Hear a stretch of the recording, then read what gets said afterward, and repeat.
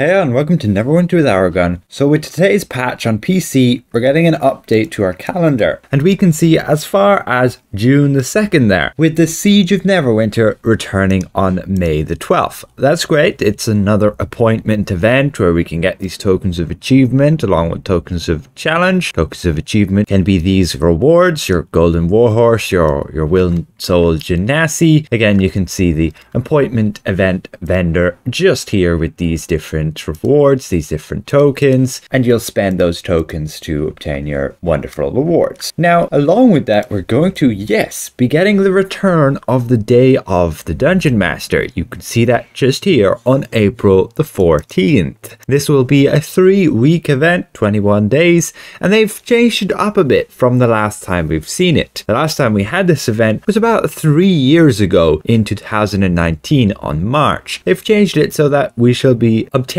similarly to what we've just had now, the Harvester of Nightmares and the Siege of Neverwinter, and previously before that there was Hell Pit, with this token event where the first week you obtain your tokens of participation, then after 2 weeks you can start obtaining your tokens of challenge, and you'll also get a token of achievement once you finish the first 2 weeks. And overall, the Day of the Dungeon Master has in fact 2 campaigns linked to it. Down here you may see past events. Now I don't know and I can't guarantee that these campaigns will return, but this is what we've had before and it's very likely that it will return and we'll be able to continue progress on it or just begin it for your very first time. The main campaign is Portobello's Game, where essentially you'll complete said tasks, gaining this progression to fill up this bar, and you can eventually get these rewards. You can see there the Portobello's Wand of Sight, which can be pretty neat, and it has got me past a few barriers in the game, which was interesting. But otherwise it just turns you into this glowing eye orb. You can see my character is back there,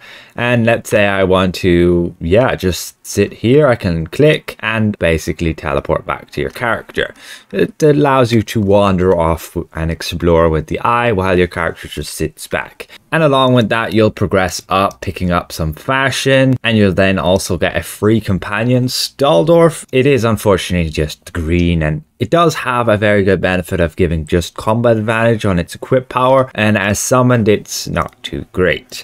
And ultimately, if you get the top tier reward, you'll get an Apocalypse Dagger, which right now you can purchase on the auction house, but you can also get it from Money Coins Bank Heist. And otherwise you have this little thing down here where you'll increase the die score here, and at the very peak reward you get this owlbear figurine, which can actually deal quite a lot of damage. You can see here's the owlbear, and it can deal 1,000 magnitude damage. It's okay. Unfortunately, the game has kind of power creeped the heck out of it, and at this point it's not really worth a 10-minute cooldown. You can see that when it's in our inventory, 600-second cooldown, which is a bit crazy. In my opinion, they could reduce this down to 1 minute, and then it would at least be somewhat viable to use during artifact calls, and it would be, I guess, in competition then with the Hawk, which you would generally use right now, which does have 630 magnitude, so you technically get better damage over time with the Neverwinter Hawk, but with having the owlbear, let's say once every minute for an artifact call, that could make that a little bit better. But again, who knows, they could very well still rework the rewards from here. They might not even come out again with this campaign. And then there is the other campaign, Resman's Game, which is usually active as well.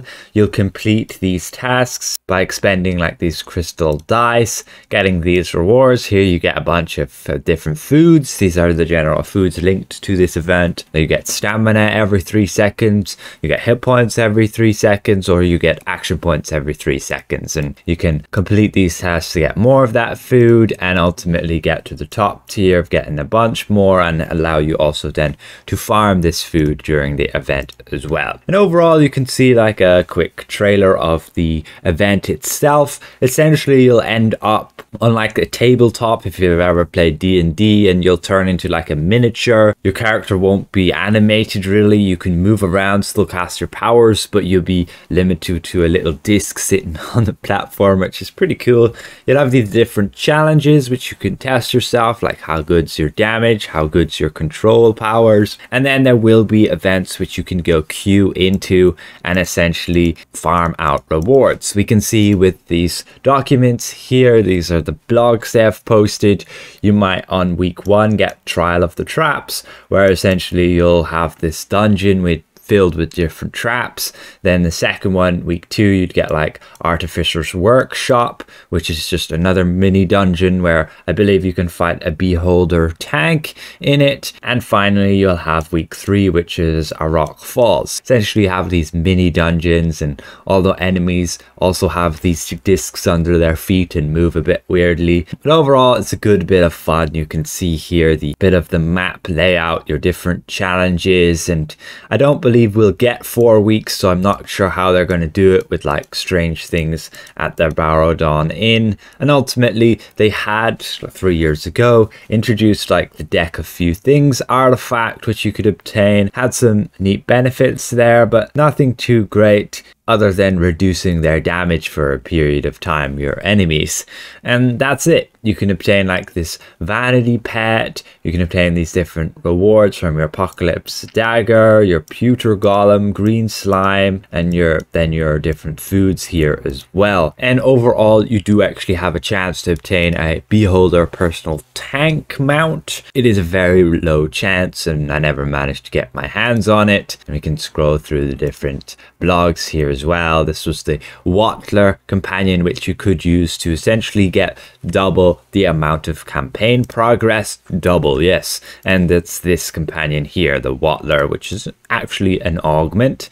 It's okay, at least for tanks, giving awareness and defense, and combat advantage will help for a bit of aggro. And then this is the Wattler's Presence just there, giving you double the amount of adventuring accreditation, which is basically what you need to complete the campaign. And with that you can also see the different art pictures here from throughout the campaign area. You have the whole place kind of built on like a tabletop with these NPCs or the players, the D&D players, leering over the sides of the table. And then you have here's like the Behold personal tank and how they created it here. And with that said, this event should be exciting to return. Hopefully it's a bit of fun.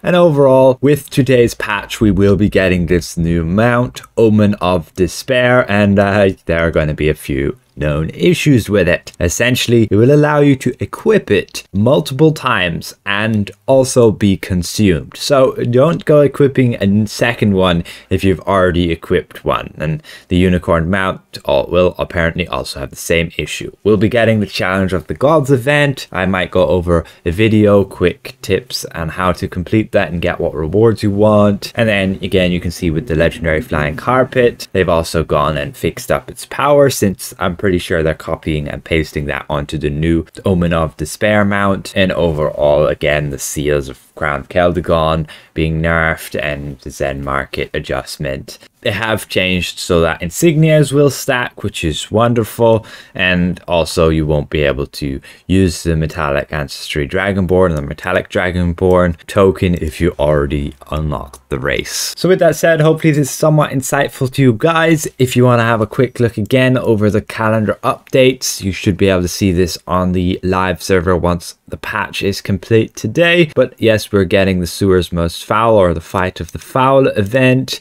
That's this one, the April Fool's event, where essentially you can get a bunch of neat rewards like the artifact there, and you can also get like the chicken mount, just purely cosmetic event really. And otherwise, Echoes of Prophecy will have its last month. I hadn't realized it still had another month of the entirety of April, and that's about it. We're getting a VIP discount for a bag of holding, and otherwise Leaps and Bounds event is returning April the 21st, with Siege of Neverwinter on May the 12th. So again, if it presents well, consider leaving the video a like. If you're new around here, consider subscribing. We'll see you guys around. Goodbye for now.